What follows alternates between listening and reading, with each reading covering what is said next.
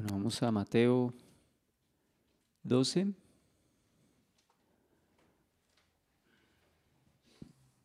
Y pues ya habíamos dicho que el tema central de este pasaje, en esencia, es el Señor confrontando a los, a los religiosos, ¿no? A los fariseos. Ya habíamos comenzado en el primer tema, que es Jesús, Señor del día de reposo. Del versículo 1 al versículo 13 encontramos básicamente dos situaciones, dos historias relacionadas con el día de reposo. Pues habíamos dicho que tienen como una misma estructura, ¿no? Pues primero, algo que el Señor o sus discípulos realizan el día de reposo, y segundo, pues la acusación de los fariseos, ¿no? Entonces, por lo cual dividíamos esto básicamente en dos partes. Primero, los discípulos arrancan espigas en el día de reposo, versículo 1 al versículo 8, y en segundo lugar, sanidad en el día de reposo, que es versículo 9 al versículo 13. Este pasaje está en paralelo con Marcos capítulo 12, del 1 al 8, y Lucas capítulo 6, del 1 al 5. Habíamos visto pues algunas generalidades del día de reposo. Habíamos dicho en esencia que pues el Señor tomó el séptimo día como día, dice, en el que reposó de sus obras, no porque Dios se canse. Habíamos dicho que el día de reposo es más bien una señal y pues una consideración para con el hombre. Decíamos que el día de reposo pues tiene como esos dos aspectos, ¿no? De descanso, pero también de devoción. De descanso y devoción, las dos Ds, ¿no? Decíamos que el Señor bendijo ese día, lo santificó, es decir, lo puso como aparte de manera especial con respecto a los otros días, ¿no? No hubo, decimos que pues no hubo mandamiento como tal o pues una observancia estricta al día de reposo, sino hasta cuando se promulgó la ley allí en el Sinaí.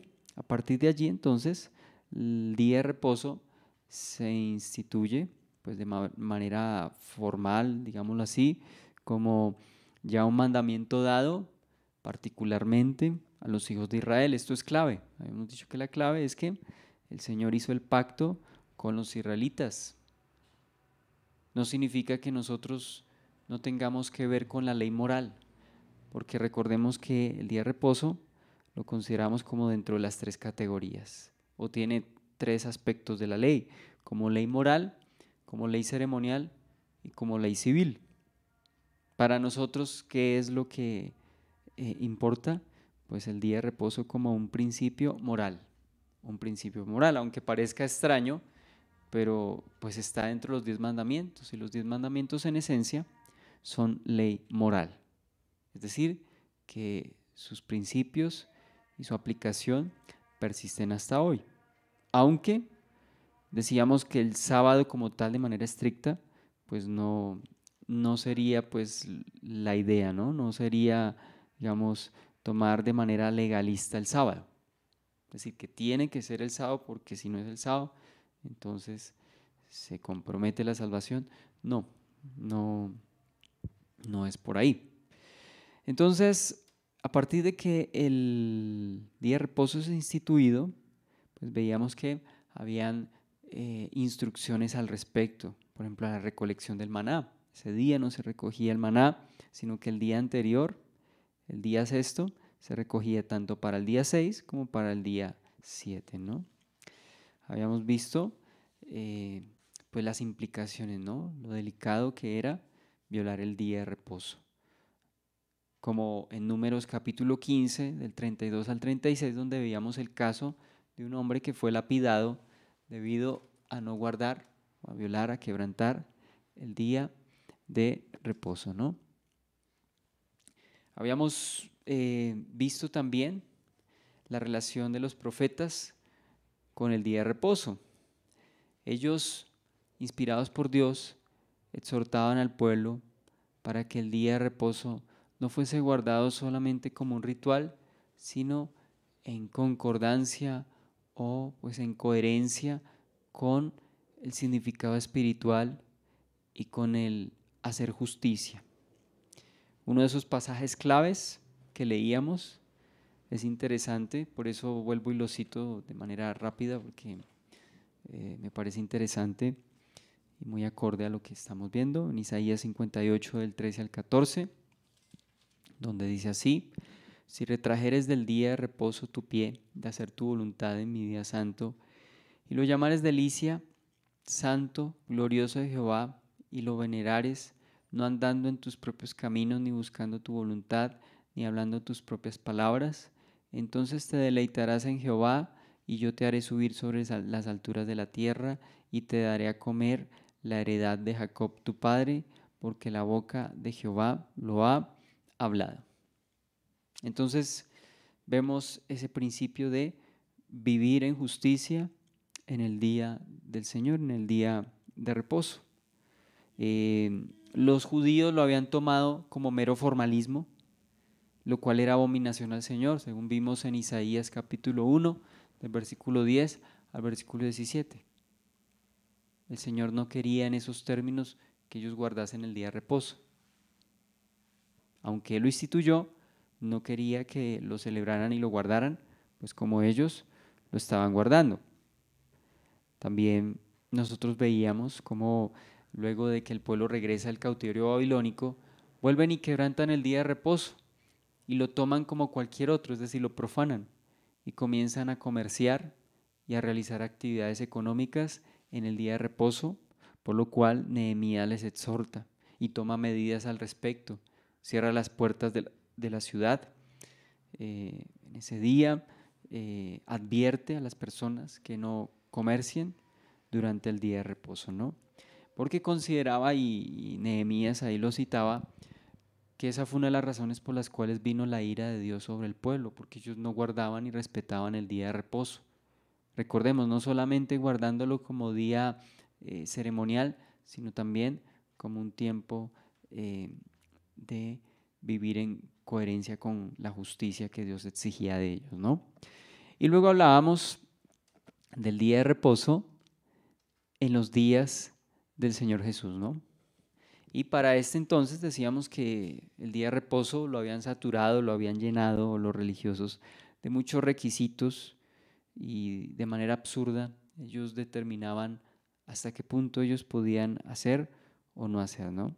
Entonces le añadieron al día de reposo tradiciones y pues todo ese tipo de ritos que no eran el propósito inicial, le añadieron, ¿no? Los judíos, ¿no? Llenaron de tradiciones y de vanas interpretaciones lo que se debía hacer en el día de reposo, ¿no? Entonces el Señor confronta este concepto que ellos tenían, ¿sí? Porque ellos habían abandonado la esencia y el propósito del día de reposo. Descanso y devoción. Descanso y devoción. Y más bien, ¿qué pasó? Lo volvieron como una carga, ¿no? Ellos hicieron del día de reposo o lo convirtieron pues como si fuese una carga, no siendo así el día de reposo, no era ese el propósito del día de reposo. Recordemos que lo último que el Señor había mencionado en Mateo capítulo 11 era precisamente el descanso que le estaba ofreciendo.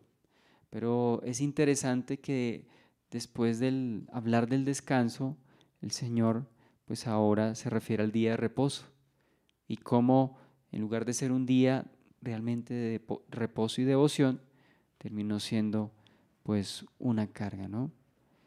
Entonces, por eso el Señor más adelante dice ahí en Mateo 12:7, y si supieseis lo que significa misericordia quiero y no sacrificio, no condenaríais a los inocentes. Lo habían vuelto en esencia una carga incluso para ellos mismos, pero también para el pueblo. Del versículo 11 al versículo 12 también vemos como el día de reposo ellos lo pusieron como un impedimento para hacer bien, para hacer misericordia. es algo, era un concepto completamente distorsionado el día de reposo. Entonces dése cuenta que quienes realmente lo violaron y lo distorsionaron fueron los religiosos, no fue el Señor, no fue el Señor. Entonces, esto habíamos mencionado, ¿no? El Señor, entonces, exhorta a los religiosos, ¿no?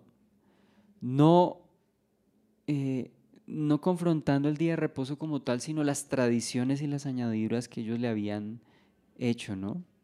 Ya habíamos leído varios pasajes, como en Mateo capítulo 5, del 5 al 18, donde el Señor dice: en el día de reposo mi Padre trabaja, ¿cierto? Y yo por consiguiente hasta ahora también trabajo. Y ellos se ofendían, ¿cierto? Porque no solamente decían ellos quebrantaba el día de reposo, sino que, dice, él decía que su Padre era Dios y se igualaba a Dios. Para ellos era claro. Y el Señor pues está hablando de esta manera, ¿no? Entonces, el Señor aprovechaba también, decíamos, los días de reposo para enseñar en las sinagogas, para hacer liberaciones, para realizar sanidades, como veremos más adelante. También habíamos hablado del día de reposo en los días en tiempos de la iglesia primitiva. Decíamos que en el tiempo de la iglesia primitiva, para resumirlo, en esencia perdió ese énfasis de tener que ser el día sábado, el día séptimo. Y los cristianos más bien comenzaron a reunirse el primer día. Hay una referencia, es un solo pasaje, pero pues está en la escritura, por consiguiente es válido. Ese lo encontramos en el libro de los Hechos, cuando la iglesia comienza a reunirse, pues básicamente el primer día de la semana, ¿no? Decíamos que ellos, en un principio el apóstol Pablo, recordemos que como misionero y apóstol a los gentiles, pues él iba a todas las ciudades, pero en primer lugar llegaba, decíamos que a las sinagogas, y en las sinagogas comenzaba a enseñar en primer lugar a los judíos. No por ser el apóstol de los gentiles, significaba que no le predicase a los judíos, él le predicaba a los judíos, ¿no? Entonces, decíamos que el día de reposo pues se volvió una oportunidad evangelística para predicarle a los judíos. Pero decíamos que más adelante la iglesia, o por lo menos en el transcurso del libro de los Hechos, no se dice que la iglesia estrictamente se reuniese los sábados, el séptimo día, ni en las cartas tampoco hace referencia necesariamente a que se tenga que guardar el día de reposo como el día séptimo. Más bien, según muchos eruditos y comentaristas apuntan, la iglesia empezó a reunirse el primer día de la semana. Hechos capítulo 20, versículo 7, era un pasaje y era nuestra primera referencia con respecto al hecho de que los discípulos se reuniesen el primer día de la semana. Dice Hechos 27, el primer día de la semana, reunidos los discípulos para partir el pan, Pablo les enseñaba, habiendo de salir al día siguiente, y alargó el discurso hasta la medianoche.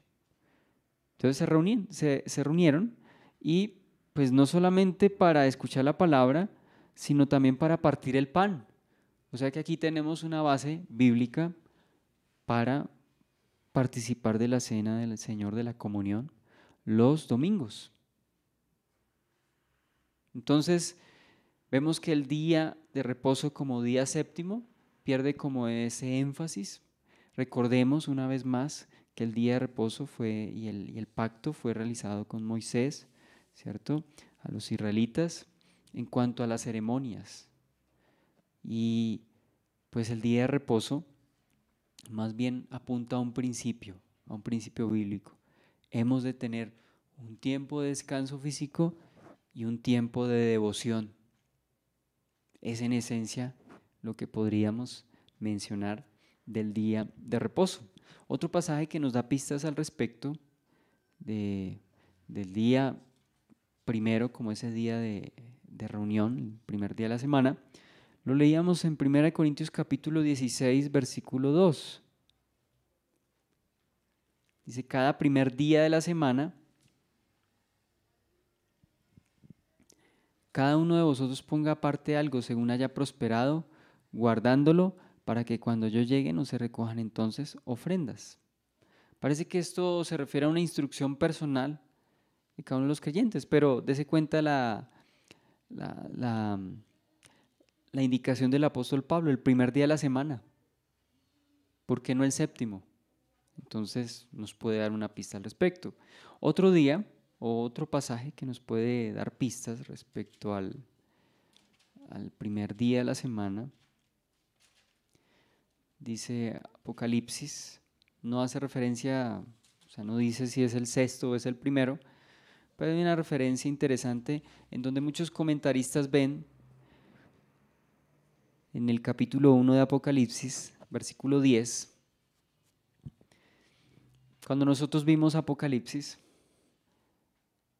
veíamos, entre otras cosas, o algunos comentaban que el día del Señor, creo que hace referencia a dos cosas. En primer lugar, puede hacer referencia al tiempo profético en el cual el apóstol Juan es colocado con esta visión, o sea, el día del Señor, el día que están aconteciendo todas estas cosas, ¿sí? Que Juan las está viendo con anticipación. O segundo, dice Apocalipsis 1:10, yo estaba en el Espíritu en el día del Señor y oí detrás de mí una gran voz como de trompeta. Algunos creen que aquí el día del Señor se refiere al domingo y Juan se refiere a él como el día del Señor, como el día domingo, o sea que el día domingo, un día domingo, fue cuando tuvo esta visión, cuando el Señor le mostró esta revelación, en particular la del capítulo 1. Entonces estas son tres referencias respecto a el primer día de la semana como el día del Señor. Quizá para algunos quede alguna duda, ¿no? Pero estos no son pasajes relevantes para decir que el primer día de la semana, bueno, están en la Biblia, así sean tres, yo creo que por el hecho de estar en la Biblia son suficientes. Y por otra parte, el día de reposo tampoco se menciona pues de manera enfática o de manera impositiva para los creyentes, pues en el libro de los Hechos, de ahí en adelante. No dice que sea necesario que los apóstoles se reuniesen el día sábado, el día séptimo. Entonces, todo esto indica que si bien el primer día de la semana, ¿cierto? Hay tres pasajes, como los vimos, pues tampoco vemos por otra parte que el día de reposo sea mencionado como un día a guardar por parte de la iglesia. Recordemos, esto fue una señal en particular para el pueblo de Israel, para el pueblo de Israel. Es una señal, ¿no? Habíamos enfatizado eso. Entonces decíamos que el día de reposo más bien es una sombra y una figura del cumplimiento pleno de lo que ello significa. Es decir, en la persona del Señor Jesucristo vemos, y en el nuevo pacto vemos un cumplimiento pleno de lo que significa el día de reposo, ¿sí? Un día en el que en esencia decíamos nosotros, o deberíamos considerar el día de reposo como un tiempo que apartamos para el Señor de manera especial, además de que descansamos. Un principio bíblico es el descanso. Y otro principio bíblico que vemos aquí es apartar un tiempo de calidad para el Señor.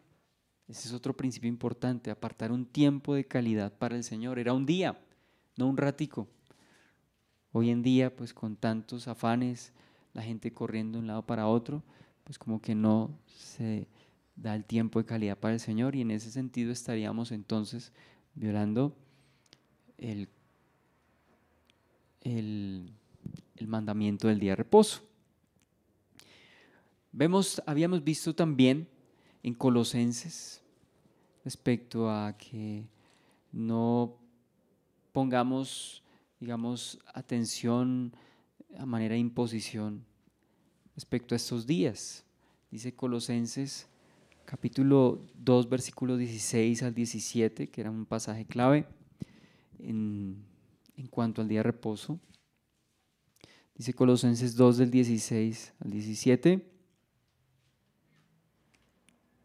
Por tanto, nadie os juzgue en comida o en bebida, o en cuanto a días de fiesta, luna nueva o días de reposo, todo lo cual es sombra de lo que ha de venir, pero el cuerpo es de Cristo. ¿Sí ve? ¿Qué se considera el día de reposo? Según lo que acabamos de leer. Según lo que acabamos de leer.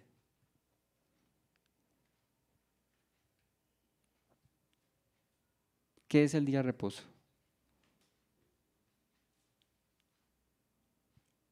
Dice el versículo 17, es sombra de lo que ha de venir.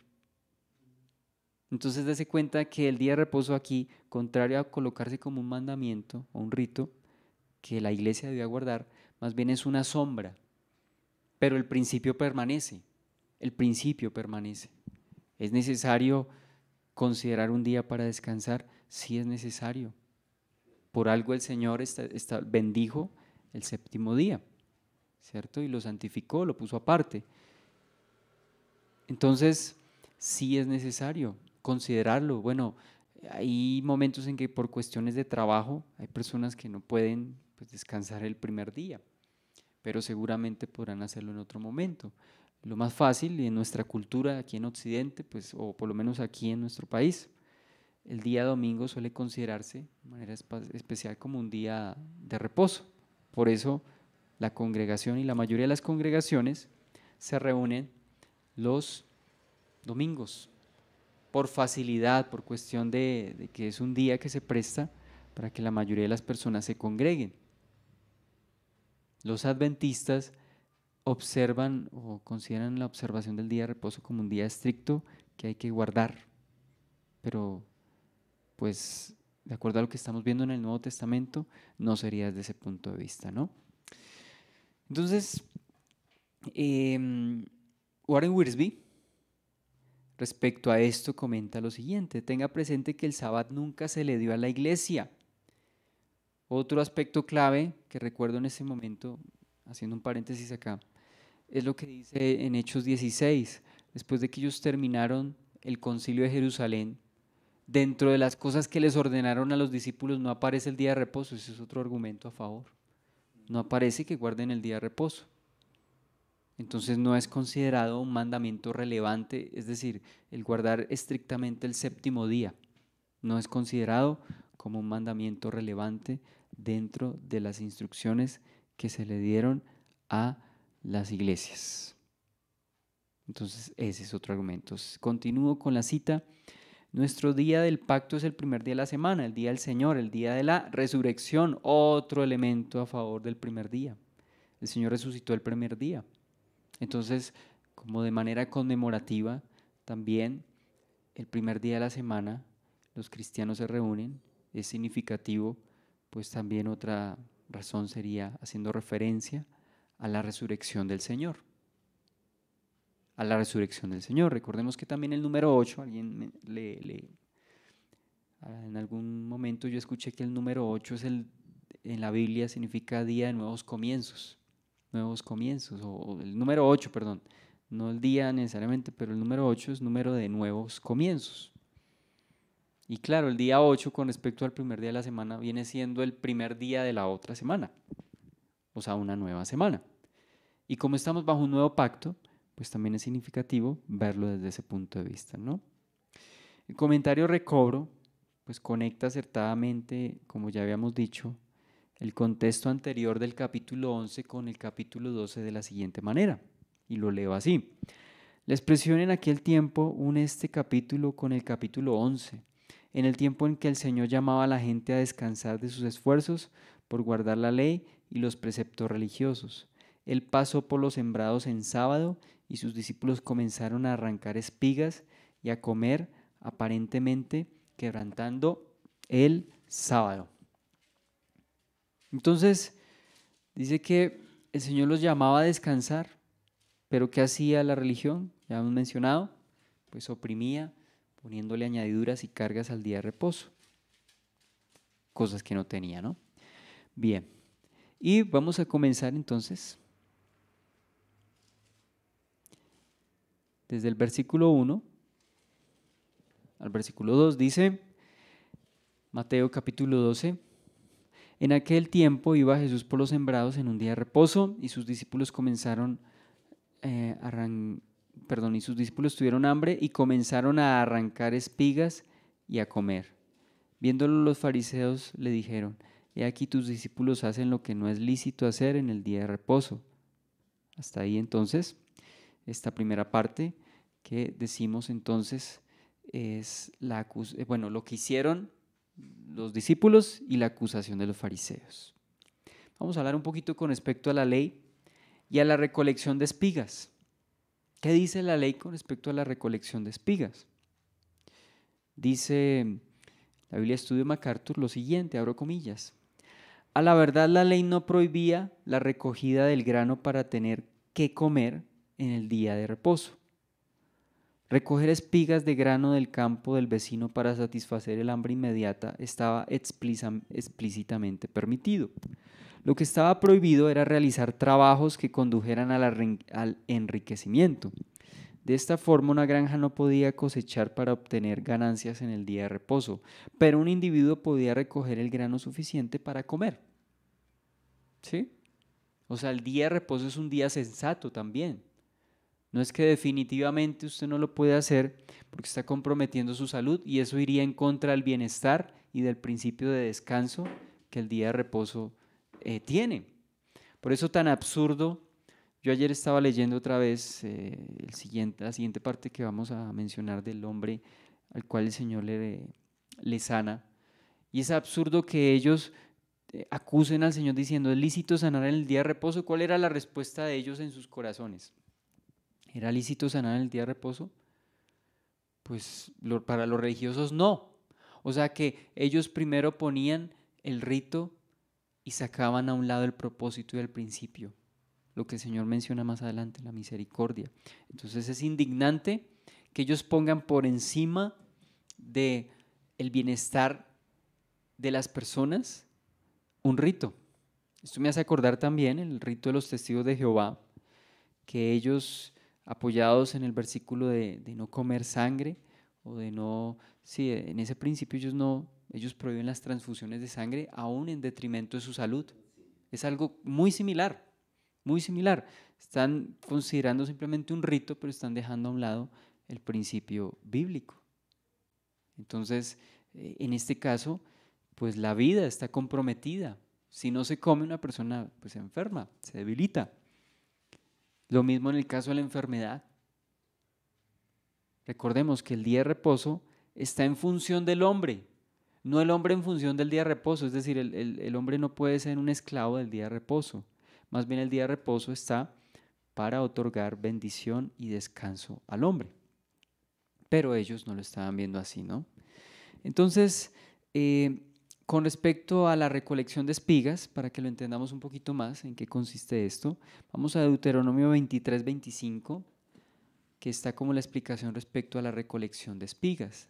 Deuteronomio capítulo 23, versículo 25.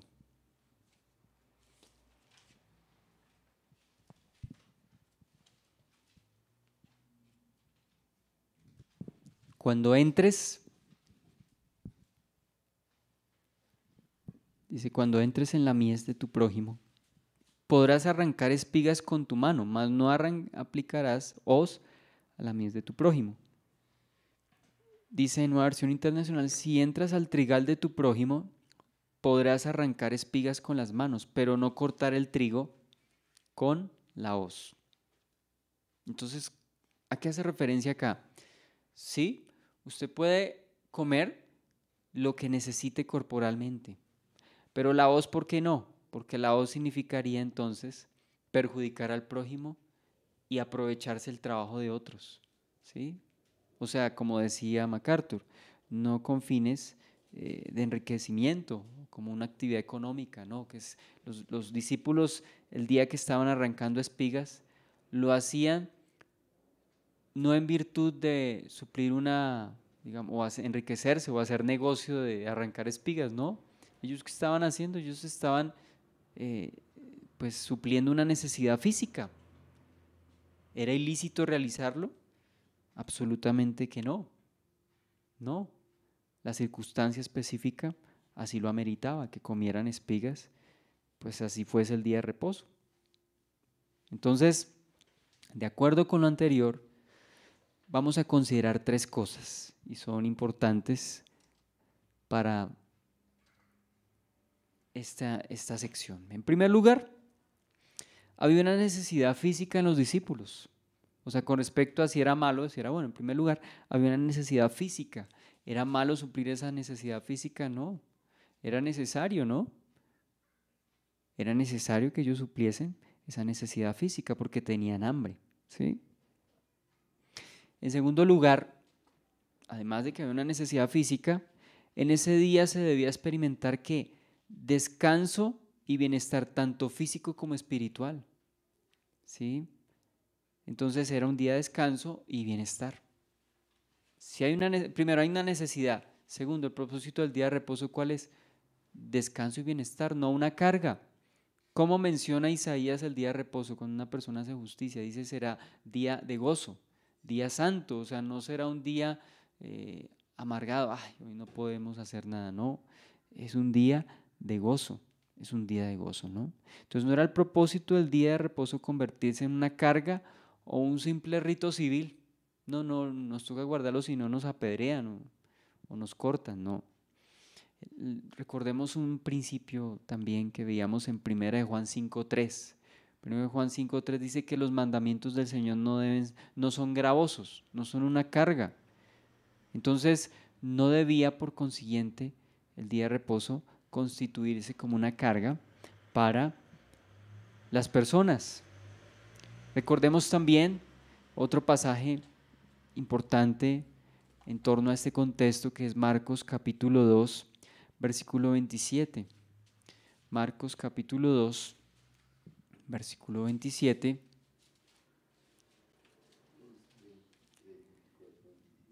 Dice, también les dijo, el día del hombre fue hecho por causa del hombre y no el hombre por causa del día de reposo. Refiriéndose también a este pasaje, solo que Marcos nos complementa lo que nos dice Mateo. El día de reposo fue hecho por causa del hombre y no el hombre por causa del día de reposo. Como mencionábamos ahora, el hombre no es esclavo del día de reposo, más bien el día de reposo está al servicio del hombre. ¿Para qué? Para que descanse y se regocije en Dios. Repito, día de descanso y devoción. Descanso y devoción. Versículo 27. Aquí en Marcos hay bastante referencia al día de reposo. Sí, Señor. Entonces, en tercer lugar,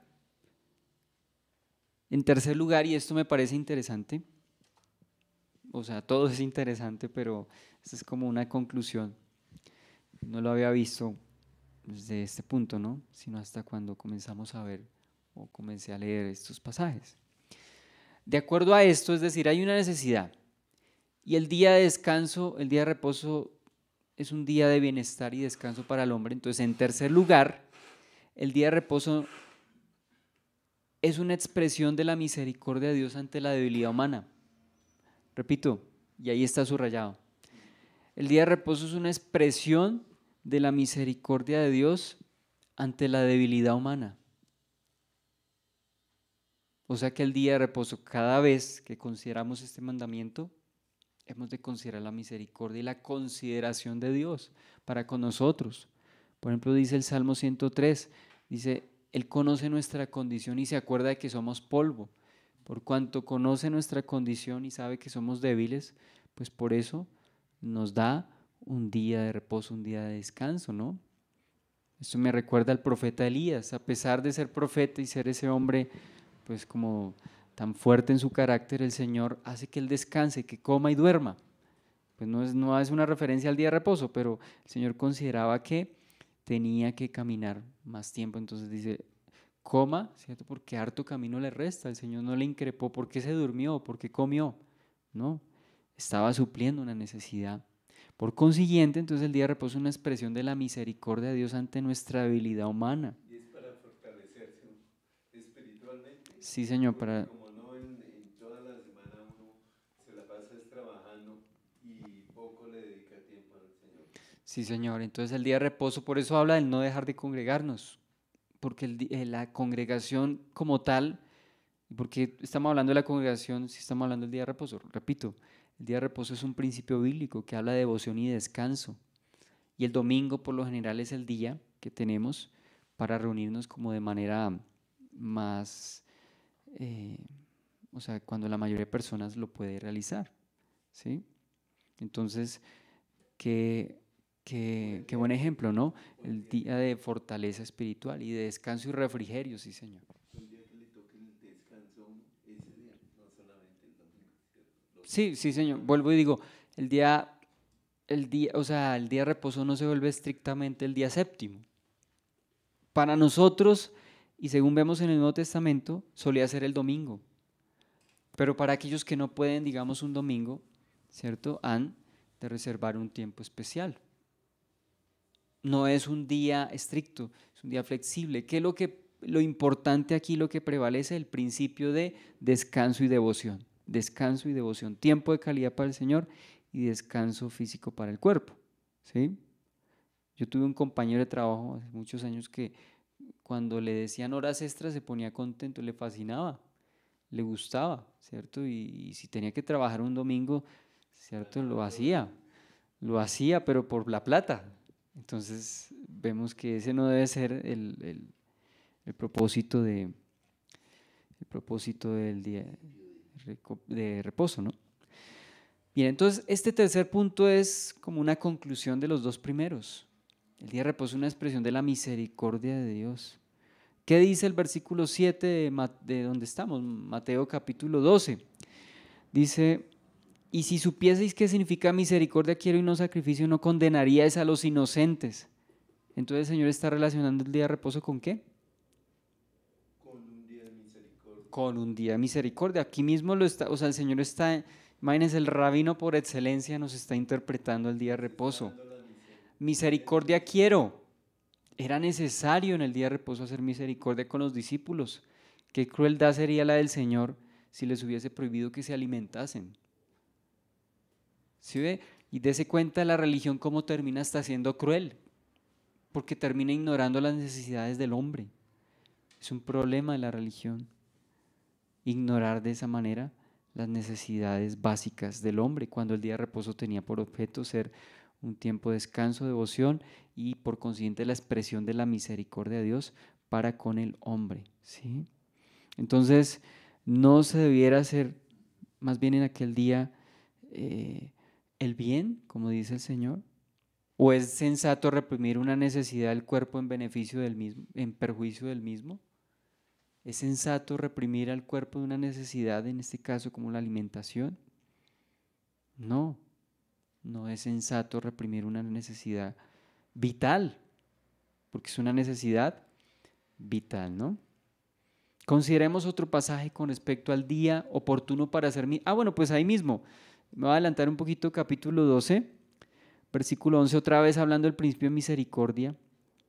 Él les dijo, ¿qué hombre habrá de vosotros que teniendo una oveja y si ésta cayera en un hoyo en el día de reposo no le eche mano y la levante? Pues ellos lo hacían.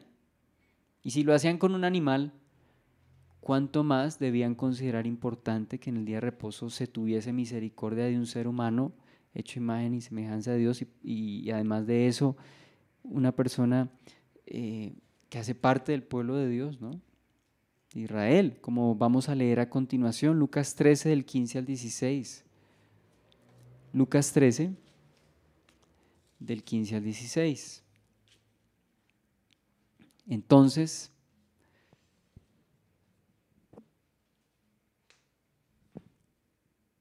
bueno, ¿el contexto cuál es? Precisamente en un día de reposo y precisamente en una sinagoga. Versículo 11. Y había allí una mujer que desde hacía 18 años tenía espíritu de enfermedad y andaba encorvada y en ninguna manera podía se podía enderezar. Cuando Jesús la vio, la llamó y le dijo, mujer, eres libre de tu enfermedad. Y puso las manos sobre ella y ella se enderezó y luego y glorificaba a Dios. Pero el principal de la sinagoga, enojado de que Jesús hubiese sanado en el día de reposo, dijo a la gente, 6 días hay en que se debe trabajar, en estos pues venid y sed sanados, y no en el día de reposo. Qué crueldad, ¿no? A mí hasta me indigna, si yo tuviera a esa persona ahí al frente me indignaría con esa persona. ¿Cómo no va a tener misericordia de alguien que lo necesita? ¿Cierto? Poniendo un día, un rito por encima del bienestar de la persona. Entonces, el Señor, pues yo ya entiendo por qué el Señor le contesta como le contesta, ¿no? Y no es una grosería, es una verdad. ¿Acaso no es hipócrita? Dice el versículo 15.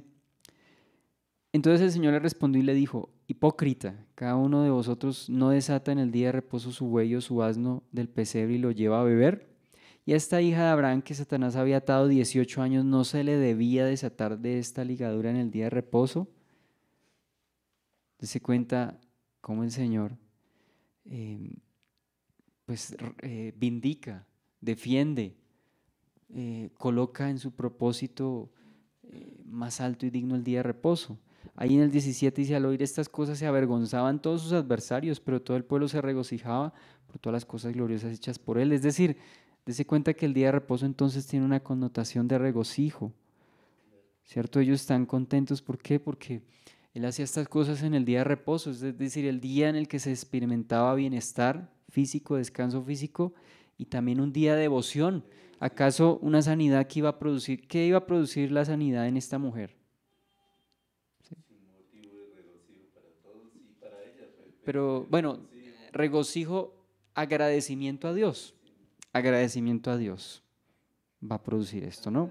Perdón, acá en la Biblia está en la parte de atrás de las notas, sí, aparece lo que equivale al día de reposo. Por ejemplo, en Salmos, en los diferentes libros, ¿sí?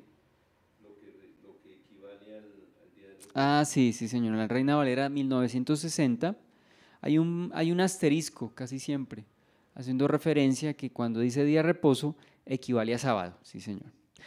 Bueno, con respecto a esto, el comentario de la Biblia Recobro dice lo siguiente, abro comillas: el sábado fue ordenado para que los judíos se acordaran del completamiento de la obra creadora de Dios, observaran la señal del pacto que Dios había hecho con ellos y se acordaran de la redención, se acordaran de la redención, perdón, de la obra creadora de Dios, observaran la señal del pacto que Dios había hecho con ellos y se acordaran de la redención que Dios efectuó por ellos. Por tanto, profanar el sábado era una infracción grave a los ojos de los fariseos religiosos. Para ellos no era lícito, no era bíblico, pero ellos no tenían el debido conocimiento de las Escrituras. Basándose en su escaso conocimiento, se preocupaban por el rito de observar el sábado y no por el hambre de la gente. ¿Qué necedad es observar un rito vano? Volvemos al ejemplo de los testigos de Jehová, ¿cierto? Guardar un rito absurdo, pues que no tiene fundamento y de hecho estamos ya no bajo el régimen levítico. Alguien dirá: no, pues que en el Nuevo Testamento dice que se abstengan de la sangre, pero considera las circunstancias, que cuando las circunstancias, en el caso de procurar el bienestar físico, lo ameritan, entonces en ese caso, pues no hay problema, no hay inconveniente, ¿cierto? Recordemos, no lo que entra al cuerpo contamina al hombre, sino lo que sale, ¿cierto? Entonces, sí, la vida del hombre en la sangre está, pero estamos hablando de la vida física, ¿cierto? La vida física, no la vida, o sea, no podemos confundir las cosas, ¿no? La vida del hombre en la sangre está, claro que sí, pero la vida física, y aquí estamos hablando de principios espirituales, ¿no? Entonces podemos ver estas cosas. Bien, entonces, ¿cuál es el propósito según lo que dice el comentario de la Biblia Recobro? Se acordaran de la obra de Dios, del complementamiento de la obra de Dios. El día de reposo, el día de domingo para nosotros entonces sería un día en el que, o el día que corresponda, el día en el cual consideramos y nos admiramos y agradecemos a Dios por lo que hizo, por la creación, ¿cierto? Y por darnos un día de descanso para nosotros. Por otra parte, la señal del pacto. ¿Por qué se caracterizaban los judíos? Creo que en esencia, en cuanto a ritos, se caracterizaban por dos cosas. Uno, por la circuncisión, y dos, por el día de reposo. Pero recordemos que este día de reposo entonces es como una señal, es una señal. Fue dada a los israelitas estrictamente el día sábado junto con la circuncisión. Y también se acordarán de la redención que Dios efectuó para con ellos. Se acordarán de la redención que Dios efectuó para con ellos. Consideremos, solamente voy a leer la cita que aquí el mismo comentario Recobro nos cita, Deuteronomio 5:15, donde dice: acuérdate que fuiste siervo en la tierra de Egipto y que Jehová tu Dios te sacó de allá con mano fuerte y brazo extendido, por lo cual Jehová tu Dios te ha mandado que guardes el día de reposo. Entonces el día de reposo también hace referencia a acordarse por la liberación. Otro dato que también hemos... Entonces nuestro día de reposo, nuestro tiempo de reposo, pues debe ser también conmemoración de la liberación que Dios ha efectuado de nuestros pecados. Dese cuenta las implicaciones tan profundas y amplias del día de reposo, no solamente refiriéndose a guardar un sábado. ¿Sí?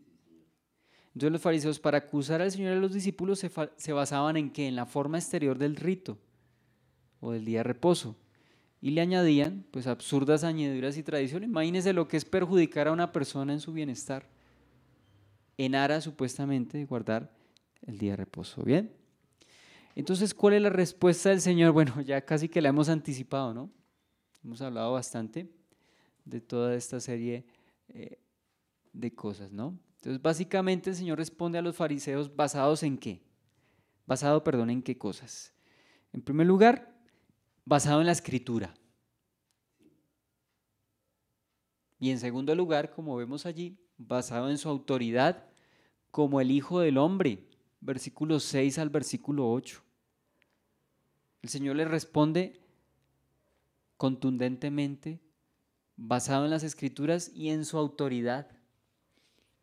Recordemos que una palabra que hemos tocado desde el principio del Evangelio de Mateo es la autoridad de Jesús. ¿En qué consiste la autoridad de Jesús? Recuerde, la autoridad para enseñar, la autoridad sobre las enfermedades, sobre la muerte, sobre la naturaleza, ¿sí? Y la autoridad que tiene como Mesías, porque recuerde, por favor, gracias, recuerde que él es el descendiente del rey David. Él, por ser descendiente del rey David, pues podemos ver, por favor, también, gracias, podíamos ver que el Señor, ¿cierto? Bueno, decíamos que hace referencia a su autoridad, ¿no? Descendiente del rey David, tiene autoridad real. Por todo, desde cualquier perspectiva que damos al Hijo de Dios, tiene autoridad. Toda potestad, dice, le ha sido dada. Y aquí no es la excepción que el día de reposo esté sujeto, o por así decirlo, el Señor sea el Señor del día de reposo. Entonces, en esos dos aspectos determinantes, el Señor contesta. Versículo 3 al versículo 7. Pero les dijo: ¿no habéis leído lo que hizo David cuando él y los que con él estaban tuvieron hambre? ¿Cómo entró en la casa de Dios y comió los panes de la proposición que no les era lícito comer ni a él ni a los que con él estaban, sino solamente a los sacerdotes? ¿O no habéis leído en la ley cómo en el día de reposo los sacerdotes en el templo profanan el día de reposo y son sin culpa? Pues os digo que uno mayor que el templo está aquí. Y si supieseis qué significa misericordia quiero y no sacrificio, no condenaríais a los inocentes. En esencia, ¿cuántas referencias bíblicas está mencionando aquí el Señor? ¿Cuántas referencias bíblicas tenemos acá en la respuesta del Señor Jesús? Las dos que están ahí escritas. Su merced dice 2. Bueno, yo creo personalmente que hay tres referencias bíblicas como respuesta a los fariseos. Vamos a ver cada una de ellas. Primera referencia. ¿Cuál es la primera referencia? Cuando David y sus hombres por necesidad comieron de los panes de la proposición, que no les era lícito. O sea, por rito no era lícito. Por rito no era lícito que ellos hicieran eso. Sin embargo, se considera en la ley que fueron sin culpa. Es más, delante de los fariseos, ellos al considerar eso, pues ellos no pudieron decirle al Señor otra cosa. Y los mismos fariseos, por la ley, ¿cierto? Ellos consideraban que David fue sin culpa. Entonces, podemos ver esa cita específicamente, donde en 1 Samuel capítulo 21 del 3 al 6. ¿Y cómo sabemos que fue sin culpa? O que no tuvo culpa, o que no se le atribuyó culpa a él. En esto, pues porque el Señor en la Escritura no hace referencia, digamos, no va a enjuiciar a David por lo que hizo, como si enjuició a Saúl por el sacrificio que solamente el sacerdote, el profeta Samuel podía realizar. Pero aquí no es inculpado por comer de los panes de la proposición. 1 Samuel capítulo 21 del 3 al 6. Cuando David, huyendo de Saúl, llega a Nob, el sacerdote Ahimelech pues está allí con los otros sacerdotes, y David pregunta allí en el versículo 3 en adelante, dice: ahora pues, ¿qué tienes a la mano? Dame 5 panes o lo que tengas. El sacerdote respondió a David, dijo: no tengo pan común a la mano, solamente tengo pan sagrado, pero lo daré si los criados se han guardado a lo menos de mujeres. Y David respondió al sacerdote y le dijo: en verdad las mujeres han estado lejos de nosotros ayer y anteayer. Cuando yo salí, ya los vasos de los jóvenes estaban santos, aunque el viaje es profano. ¿Cuánto más no serán los santos hoy sus vasos? Así el sacerdote le dio el pan sagrado, porque allí no había otro pan sino los panes de la proposición, los cuales habían sido quitados de la presencia de Jehová para poner panes calientes el día que aquellos fueron quitados. Aquí está la clave, versículo 6. ¿Por qué les dio el pan sagrado?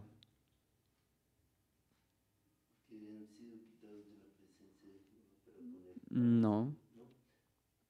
Le dio el pan sagrado porque ya no había otro pan. Porque no había otro pan. Sí.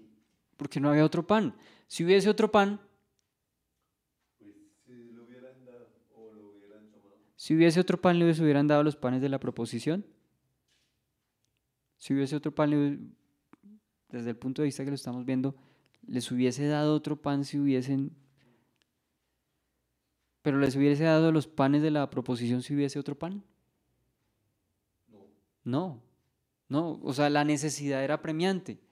Hay una necesidad en David y sus hombres, que incluso el mismo sacerdote pues consideró que no era malo porque no había más pan. O sea, por encima del rito estaba entonces el principio, la misericordia. El Señor mismo lo dice: misericordia quiero y no sacrificio. Entonces, no había inconveniente. ¿Qué ocurría con esos panes de la proposición? Por lo general, los panes de la proposición eran colocados semanalmente. ¿Y qué se hacía con los antiguos? Bueno, se colocaban en 2 hileras de 6 panes, ¿sí? Y se colocaba aroma sobre ellos. Al comenzar la otra semana, ¿qué pasaba con esos panes ya tiesos? Se cambiaban y se ponían nuevos panes, y los tiesos se los comían los sacerdotes, porque eran sagrados. Pero en este caso no ocurrió así. ¿Por qué? Porque se estaba supliendo una necesidad apremiante, en este caso el hambre de David y de sus hombres. Bien. Segunda referencia bíblica: el hecho de que los sacerdotes ejerzan sus funciones como sacerdotes el día de reposo y sean sin culpa. Se supone que el día de reposo se prohíbe cualquier actividad. La pregunta sería entonces: ¿por qué los sacerdotes ejercen sus labores incluso en el día de reposo? Se da cuenta que por encima del rito debemos considerar el principio y las circunstancias. En este caso, por ser sacerdotes, pues ellos tenían que que funcionar en su ministerio como tal. Y eran sin culpa, es decir, hay una excepción, ¿no? Hay una excepción. Hay una excepción, hay que considerar las circunstancias. Por ejemplo, en nuestras ciudades a veces los gobernantes realizan el día sin carro. Pero imagínense una persona que esté enferma y esté de urgencias y la tengan que llevar, por ejemplo, de urgencias al hospital porque tiene apendicitis, ¿cierto? Y hay un carro, pues tiene que ir hacia el policía. O sea, uno por encima de la norma considera el bienestar de la persona. Yo imagino que si la autoridad es sensata, pues va, de la misma manera que el sacerdote fue sensato con David, pues también la autoridad dice, ah, no, pues esto es una emergencia, no podemos pues hacer nada al respecto. Tiene que considerarse entonces el día, ese día, ¿no? Entonces, vemos de la misma manera que los sacerdotes entonces ejercen sus labores, pero de manera práctica estarían quebrantando el día de reposo. De manera práctica, sí, porque están haciendo cosas en el día de reposo, pero el principio nos dice que es necesario que así sea. Porque entonces si los sacerdotes no lo hacen, los panes no se van a hacer solos, no se van a colocar solos. Es necesario que ellos pues realicen las actividades que deben realizar. Vamos a considerar entonces esos dos pasajes que vemos ahí, Éxodo 25:30.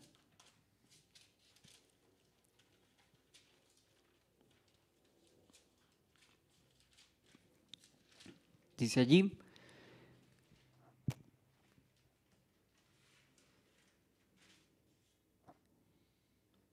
y pondrás sobre la mesa el pan de la proposición delante de mí continuamente. ¿Incluyendo qué días? El día de reposo. Es un mandamiento, ¿sí ve? Es un principio. Y vemos ahí también Levítico 24, del 5 al 9.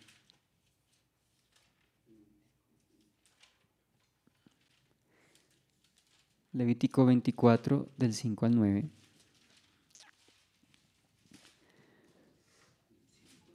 Y tomarás flor de harina y cocerás de ella 12 tortas, cada torta será de 2 décimas de efa, y las pondrás en 2 hileras, 6 en cada hilera, sobre la mesa limpia delante de Jehová.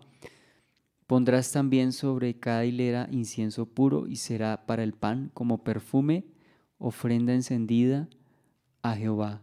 Cada día de reposo lo pondrá continuamente en orden delante de Jehová, en nombre de los hijos de Israel, como pacto perpetuo. Y será de Aarón y de sus hijos, los cuales lo comerán en el lugar santo, porque es cosa muy santa para él, de las ofrendas encendidas a Jehová por derecho perpetuo. Entonces los panes de la proposición se colocaban cada día de reposo, se cambiaban. Y pues ellos comían el pan que reemplazaban.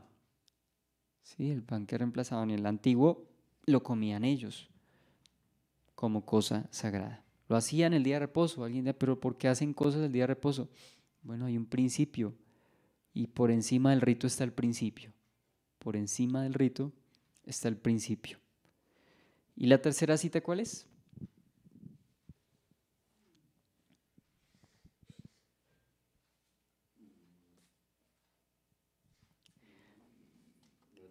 La referencia al profeta.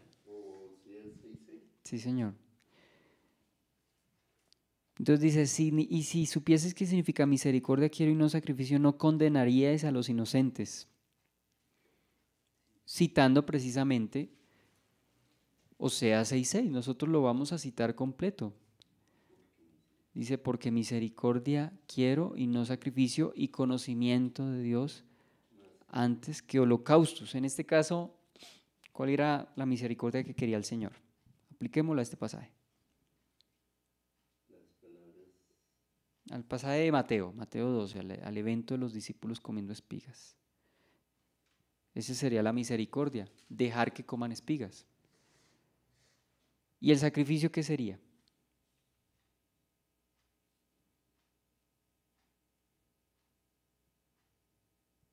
¿Qué sería el sacrificio? Ya dijimos, misericordia quiero, es decir, si lo traducimos a lo que está pasando en Mateo, porque misericordia quiero, por tanto, ellos deben comer espigas y no sacrificio. ¿Cuál sería el sacrificio?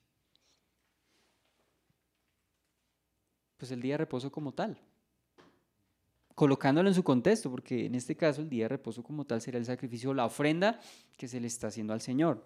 Pero por encima de un rito que se le ofrezca al Señor, se requiere primero misericordia, o sea, no se puede pasar por alto la misericordia. Por encima de los ritos está el principio, y en este caso la misericordia debe estar por encima de cualquier rito.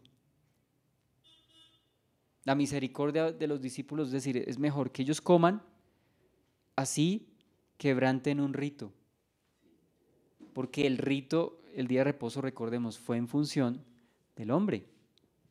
El rito fue en función del hombre, no el hombre creado para el día de reposo. Primero fue el hombre, ¿cierto? ¿Cuándo fue creado el hombre? El día sexto. ¿Y cuándo ocurrió el día de reposo? Pues el día séptimo. ¿Qué fue primero, el día de reposo o el hombre? Entonces, primero el hombre. Primero el hombre. Entonces, la referencia al profeta donde el Señor expresa que quiere misericordia y no quiere sacrificios, ¿no? Quiere misericordia, pero no quiere sacrificios. Bien. Entonces, esa es la primera parte de la respuesta del Señor. Y en segundo lugar, la autoridad del Hijo del Hombre, versículo 6 al versículo 8. La autoridad del Hijo del Hombre. Versículo 6, bueno, ya habíamos leído el 6, pero lo vamos a colocar aquí dentro del contexto de su autoridad. Pues os digo que uno mayor que el templo está aquí, porque el Hijo del Hombre es Señor del día de reposo. Leí el versículo 6 y el versículo 8.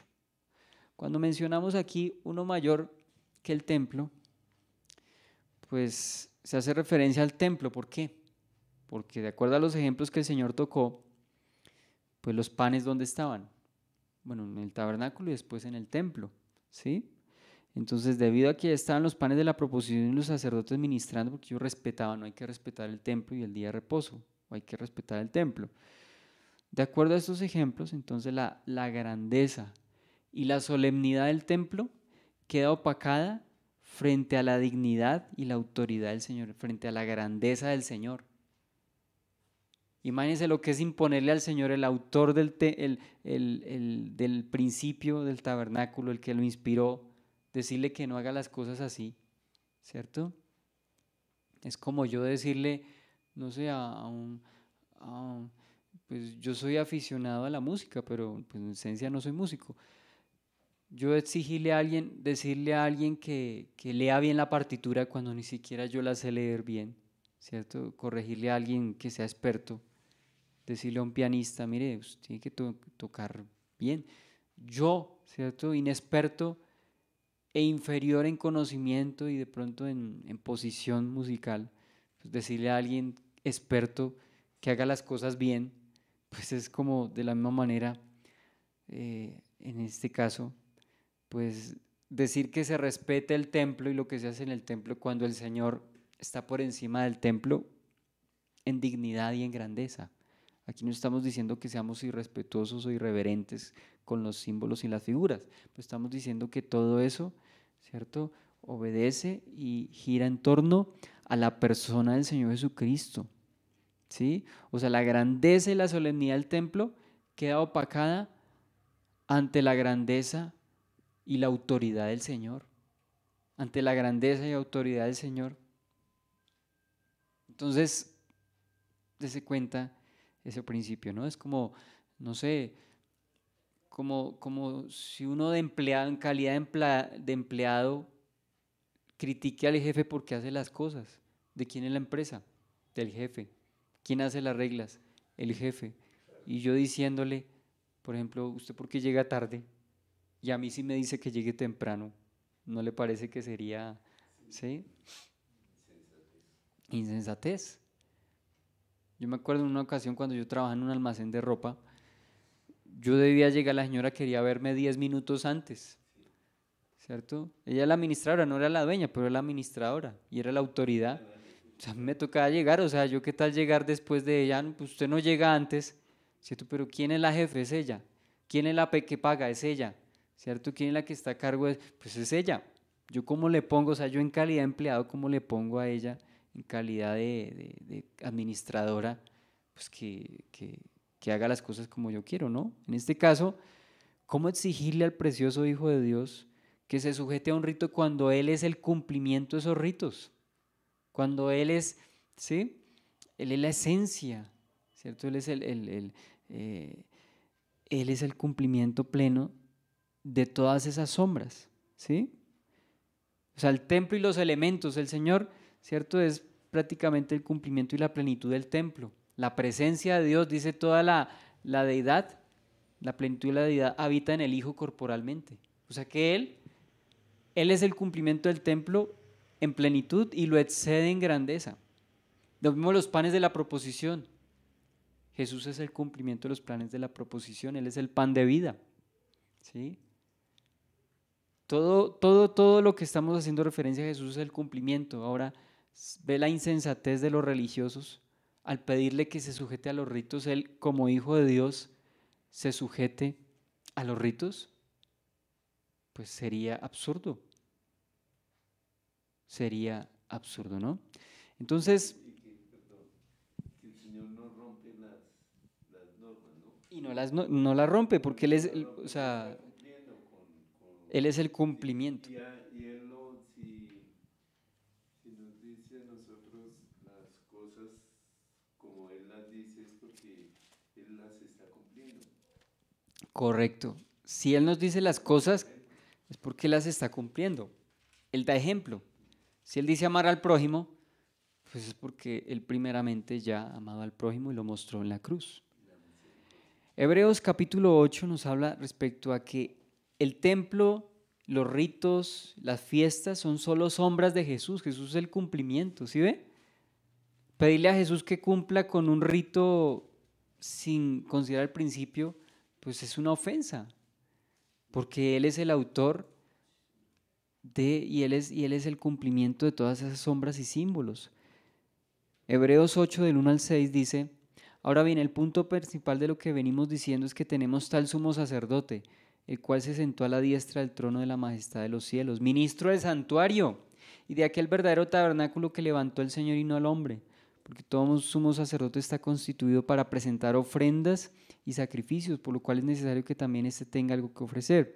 Así que si estuviese sobre la tierra, ni siquiera sería sacerdote, habiendo aún sacerdotes que presentan las ofrendas según la ley, por los cuales sirven a lo que es figura y sombra de las cosas celestiales, como se le advirtió a Moisés cuando iba a erigir el tabernáculo, diciéndole, mira, haz todas las cosas conforme al modelo que se te ha mostrado en el monte.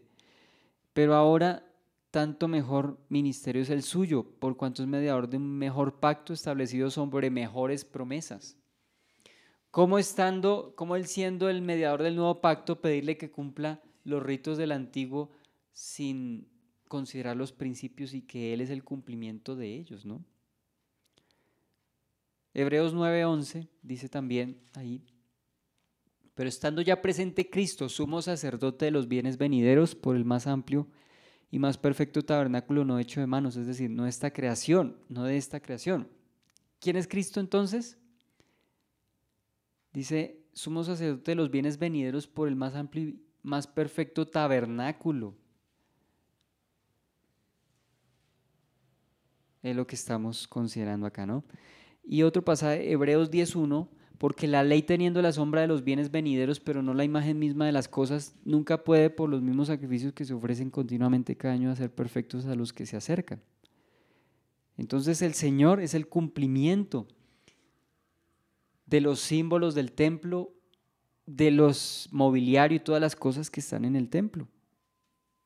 Entonces, si David en su indignidad ceremonial hizo algo que se consideraba en primera instancia pues inadecuado, y si los sacerdotes incluso en el ejercicio de sus funciones profanan el día de reposo, pues ha de acusarse al Hijo del Hombre que les excede tanto a David como a los sacerdotes en dignidad y en excelencia por hacer lo que es sensato y correcto.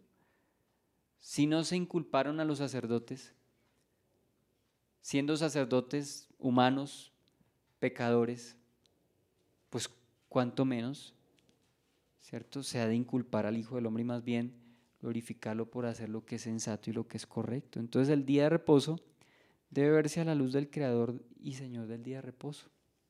Desde este punto de vista, y como usted mencionaba, y lo aclaro, lo que el Hijo del Hombre realizase en el día de reposo, eso era lo correcto. ¿Qué es lo correcto? Lo que diga y haga Jesús. ¿Qué es lo incorrecto? Lo que no diga y no haga Jesús. ¿Qué era incorrecto entonces? Prohibirles a los discípulos que comiesen espigas y no realizar la sanidad. Eso sería lo incorrecto. Pero ¿qué es lo correcto? Lo que él hizo. Lo que él hizo. Entonces, el Señor no quebrantó el día de reposo, más bien Él nos da un ejemplo de cumplirlo en su verdadera esencia y en su verdadero propósito. Vamos entonces a dejarlo allí. Vamos a orar.